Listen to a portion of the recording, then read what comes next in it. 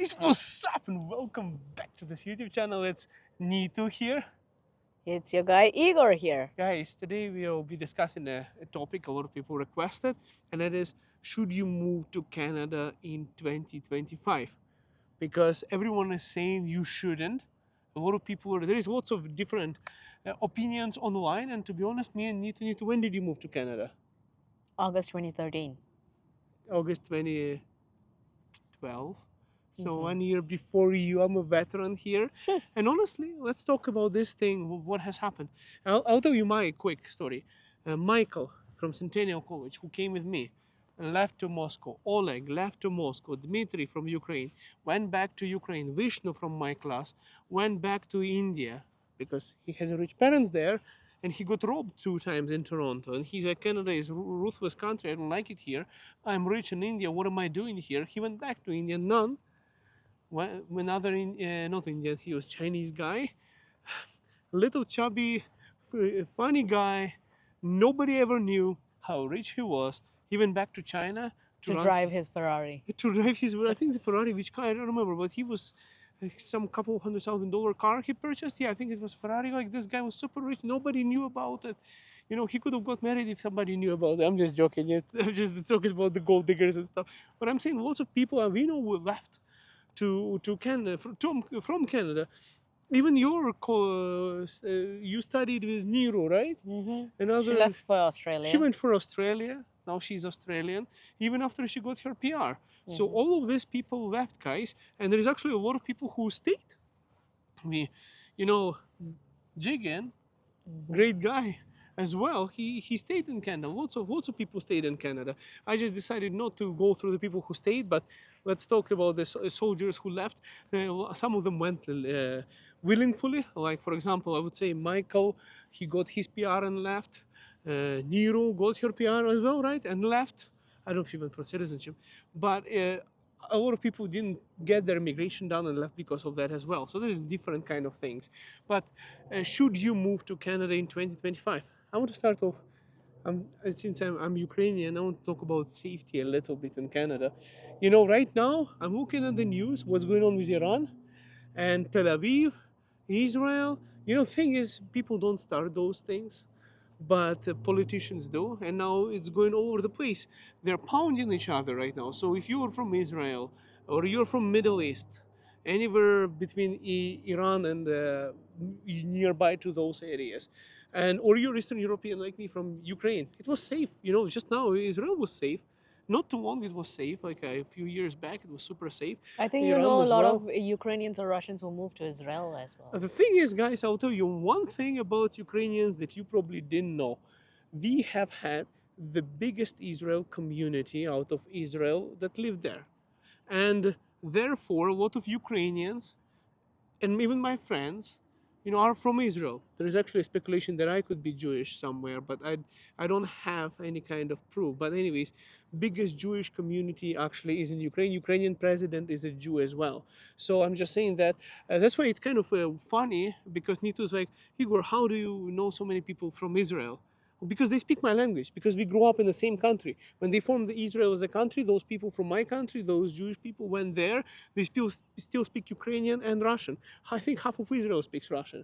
But anyways, so that's how I know about this. But safety, like guys, I don't know where it is right now, where it is safe. If you look at, where is it, in Florida, or what's going on with Trump? Where is it right now? There's like Los Angeles. LA, yeah. It's freaking insane what is happening in the US. So in terms of safety, guys, if I don't know where you're from, unless you're from Switzerland, I think Canada is super safe country, like Mhm. by far safer than most of the world out there. You know, like I don't feel safe. You know, I went to India. I was glad I survived. I was glad I survived, especially when I was crossing the roads there and the public transit there.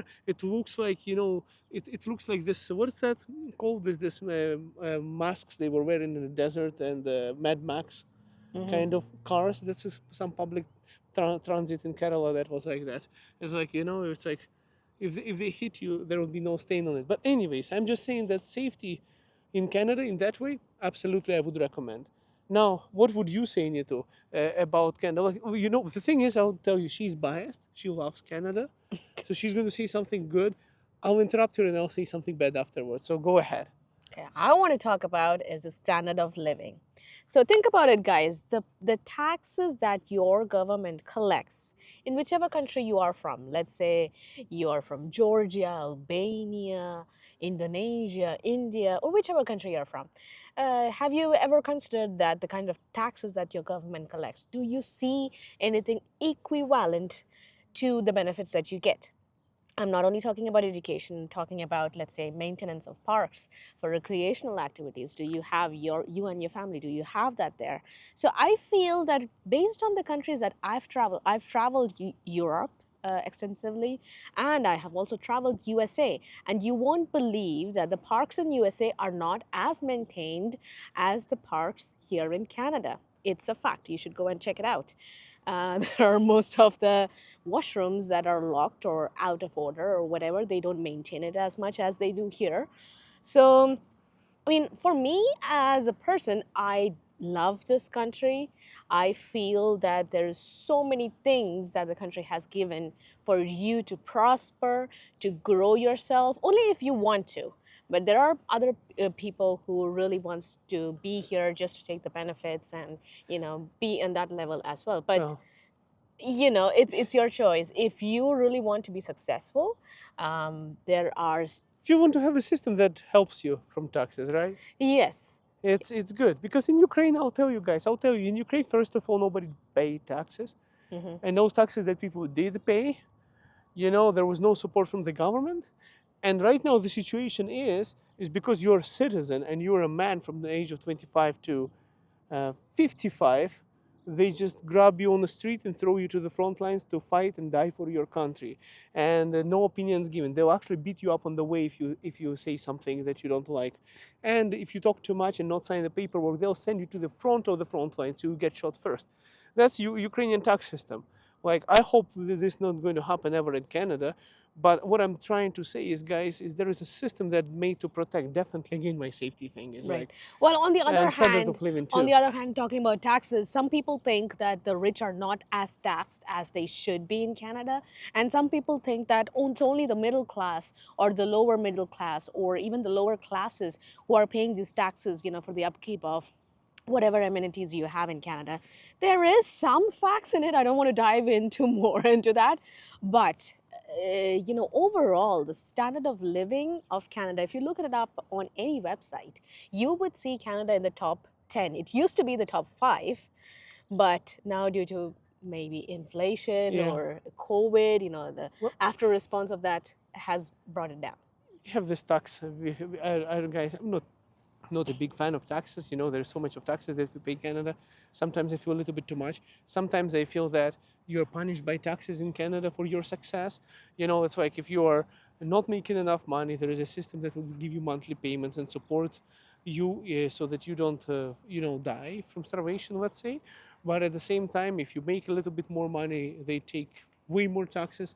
But then if you get into a category of being super rich, you pay less taxes. So I wouldn't say that it's a perfect system in Canada. But let's talk about another thing. Okay, we talked about safety, taxes, it's good. Most important part, guys, is that employment opportunities. What are your employment opportunities in Canada? So for that, you need to know such things as, what are the other markets so in around the world that have better employment opportunities. Like, if you don't mind waiting a 25, 30-year line on your H-1B visa in the United States, you would make more money as engineer there. I'm guaranteeing you, engineers make better money in the U.S. I'm talking about people from India because we have some relationships in India from Nito's side family members who are there waiting for their green card. It's like forever, So they definitely make more money, but is it worth it? But at the same time, look at what opportunities you have back home. What is your occupation? How much money would you make in Canada from doing that job? That's like what I did. That's how I came to Canada. You go to a website like Glassdoor or something, and I go there and I look at the currency, and then I translate into Ukrainian rupees, and I'm like, what the hell? I'm not just rich, I'm like super rich. It's like, when I first found out that you can make $40,000 in a year, and I was like, $60,000 in a year, But the and mistake that most people do is convert that into their own currency. But that's but number that's one how I thing. ended up in Canada.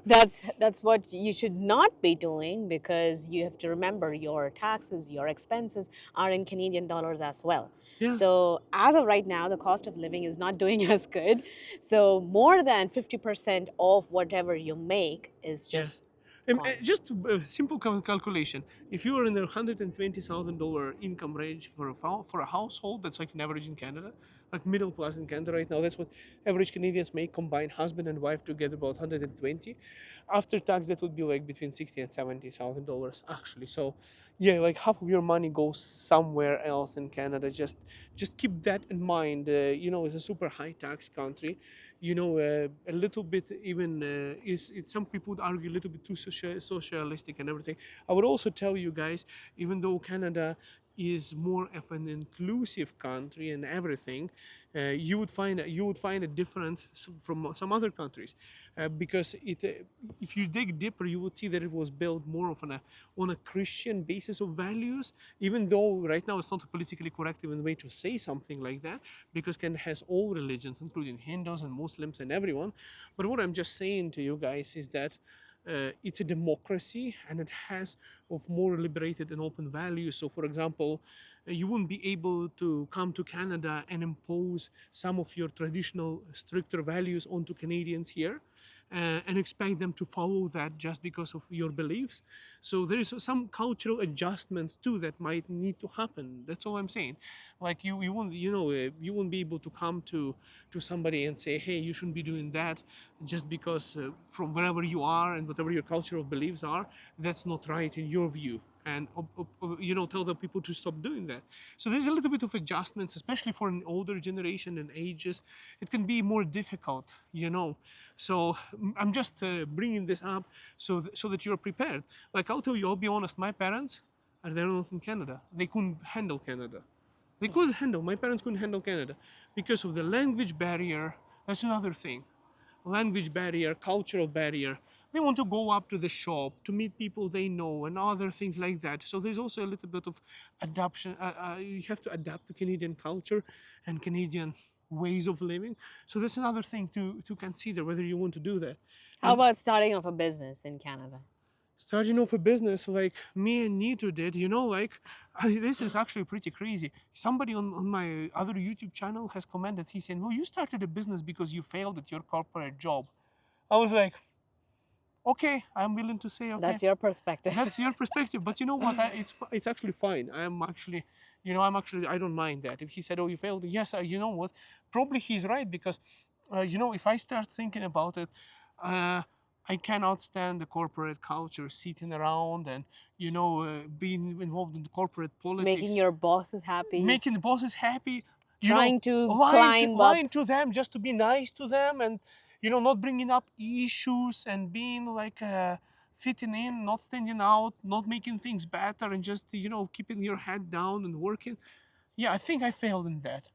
I think I definitely did fail in that. Well, for me, I did climb the corporate ladder, but at the same time, there are some things that people do they say about here in Canada. They say that employers just value you as a number. Now, that is only for certain employers. I wouldn't rationalize the entire thing. There are employers who are very good, and most of the people working in those companies are really, very happy.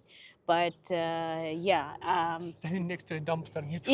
in my situation, it was just I was considered as a number, so that's the reason I didn't pursue my corporate position anymore. Yeah, yeah. I'll tell you guys. There is a huge corporate culture, and it's all right. But I'll tell you about starting a business. People ask me all the time, how do I start a business?